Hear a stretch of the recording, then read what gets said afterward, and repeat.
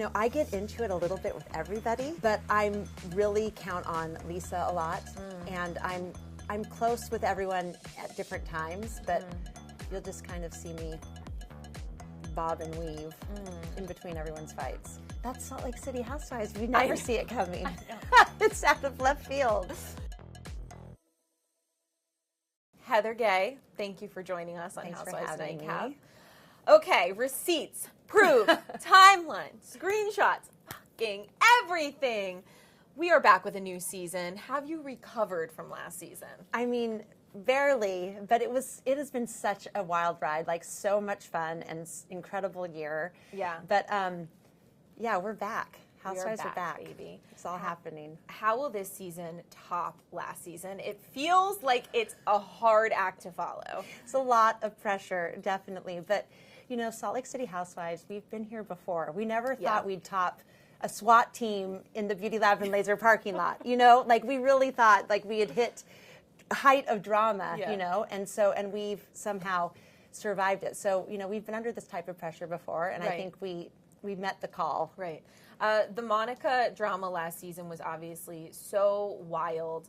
There's rumors that she's popping in this season. Can you shed any light on that? Yeah, we did not see Monica this season at all. Okay. Yeah. We do get new housewives.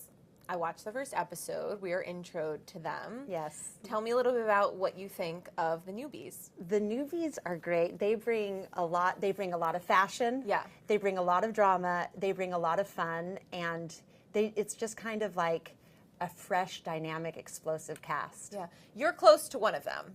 Yes, Brittany? I'm close to Brittany. Yeah. How do you guys know each other? We know each other through a mutual friend. And we met at like a birthday party a few years ago, and then we pop up at like a baby shower and just see each other in passing, and so we've known each other for a few years. Okay. Did you give her any advice on joining this group of ladies? I mean, I just said buckle in, Yeah. you know, and these are the women that you can kind of give all of it to, you know, all of your drama, all of your, you can't brag too much, you can't yell too much, you can't, you know, laugh too hard, so you can really just bring it. Exactly. Just be yourself. Yeah, and they can handle it. Totally. You've been yourself since the day we met you, and you continue to be that way, so I would just follow in your footsteps. I definitely did not tell her to follow in my footsteps, but yeah, truly, like, that's all you can do is lean into who you are, because people will figure it out eventually. Yeah. You and Whitney have a very complicated history. We didn't really get much resolve at the reunion last year, so where do we pick up with you two? Whitney and I are working on rebuilding our relationship. You know, we were so close and so tight when we were bad weather, you know, and it's taking us some time to get back there, but we're working on it. Okay. We have some highs and lows this season. Okay. Whitney said on the Vile Files that Lisa is the villain this season. What is your take on that? You know, I have thought of Lisa as a villain, and I have thought of Lisa, I've never really thought of Lisa as a hero, but this season and last season, she was really a hero for me in a lot of ways. Oh. And so that's been changing. So I don't see her as a villain anymore. I just see her, you know, as a friend. Yeah. Wait, this is random, but did you see, I saw this story yesterday that Lisa lost a $100K ring during New York Fashion Week. Have you talked to her? No! I did not know that. Yeah, so it was like a She's tabloid lost headline. another ring? Yeah. It could be another tabloid headline. I don't know, but it Okay. was a headline, and it said she lost a $100K ring at a New York Fashion Week show. Okay, well, I would be going to every venue that Lisa was at and, like, just combing the carpet, like, looking for it. No, I know. I'm like, Oh, my gosh. Lisa, come on. We got to keep those. Why is your ring size changing? Yeah, put a little stopper on there. Stoppers on. I don't blame her for the $100K ring, though. Like, I'm into that. Love that for her. Yeah. Okay, so per the trailer, sounds like Whitney reached out to your sworn enemy. Everybody is speculating who that is. Jen Shaw comes to mind. Can you share anything about that? Well, with this group, we have a lot of sworn enemies. Some on camera, some off camera. So stay tuned. But yeah. Okay. You didn't react well to that. No. I'm all about loyalty, loyalty, loyalty. Okay. Meredith and Lisa, they're back. Did not see that one on my bingo card. The Those twins. two, I will say I loved their friendship when we first met them. They do actually, sometimes people that you're alike, you don't get along with. Right. You're too much alike. They were so close, and we thought it was kind of an impenetrable friendship, and so it's nice to see it come back to those terms. Yeah. And then, of course, Angie and Mary. What's up with that? They're friends. They're true, good, deep friends, and we kind of all get to see that this season. It surprised everybody. Yeah, did not see that coming at all. That's Salt Lake City Housewives. We never see it coming. It's out of left field. Mary took a lot of heat last season because she made a lot of comments about you. Some, very, I think no one can make an argument, very offensive comments. Where are you guys at this season? Has she been more welcoming to you? Yeah, Mary and I are in a great place. Okay. We go through it a little bit this season, but I have a real love for her, and I think, we've been friends now on and off for 5 years. Okay. And so there's some trust there that's developed, and there's some history that's developed, Good. and I feel like a lot of those bygones are bygones, and we started clean slate once we worked through them, and you're going to see Mary and I have a pretty good friendship. Good. I give you all a lot of credit for being able to come back around because I don't think I could. We're good at recovering. You guys do recover. We take it in the teeth and then come back for more. Okay, who are you closest to this season? Who's your buddy?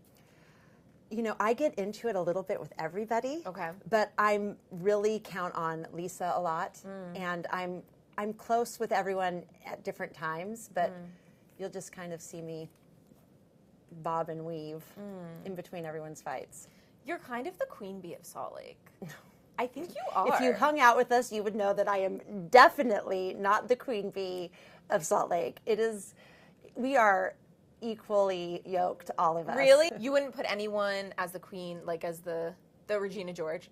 No, definitely not, and definitely not this season. I think that we all, Bermuda and everything we went through last season really changed our relationships in a way that put us all kind of we're united and we're in it together. Okay. What's going on with your dating life? I mean, you won't see much of it on the show. Okay. There's not a lot to report. Okay. Any men in Utah? No. No. No. Okay. All right. Well, I'm manifesting it. I would love to see you in love. A man. Manifesting a love. That's a book title. It's true. Or at true. least a master class. 100%. Manifesting a man. Manifesting a man. It's just my life has changed so much over the last few years that I haven't been able to even get my footing with myself, let alone a partner, but I'm settling down now. I've got 2 kids off to college, figuring it out. Okay. I need to get your take, obviously, on Mormon Housewives. It is blowing up as the resident bad Mormon. Yes.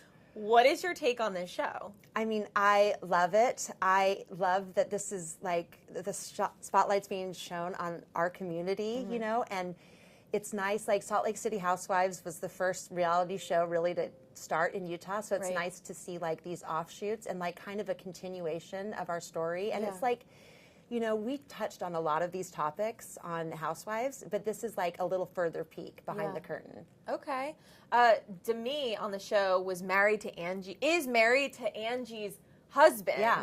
So crazy. They're like little housewives in training. They're housewife adjacent. They're not quite there, but They really are. From my perspective, not knowing anything or much about the Mormon church, I'm surprised that a show like this is okay with the church. Does that surprise you? Yeah, I don't know if the church is okay with it. I'm pretty sure it would be a thumbs down, but I'm not, I don't think the church is okay with bad Mormons anywhere. Really? Yeah. I don't think so either. But and this is a bunch of bad Mormons, for sure. I know.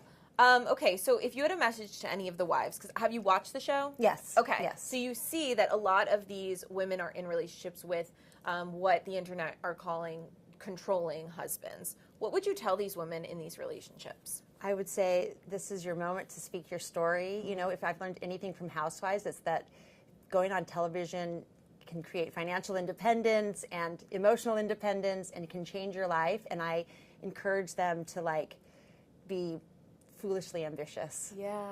Oh, I love that.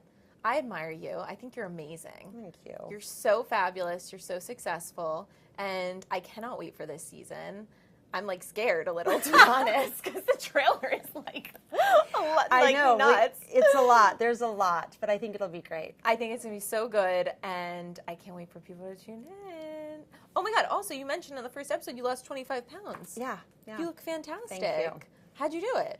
Ozempic. Oh my gosh, we love an honest lady. You might have already said that. Yeah, I've said, I mean, it's been out there, but like, it seems like everyone I know these days is on it. Some that need it more than others, but it's changing lives, and, you know. I say to each his own. Yeah, absolutely. And you look fabulous. Thank you. And I hope you feel great. I do. Good. Thank you.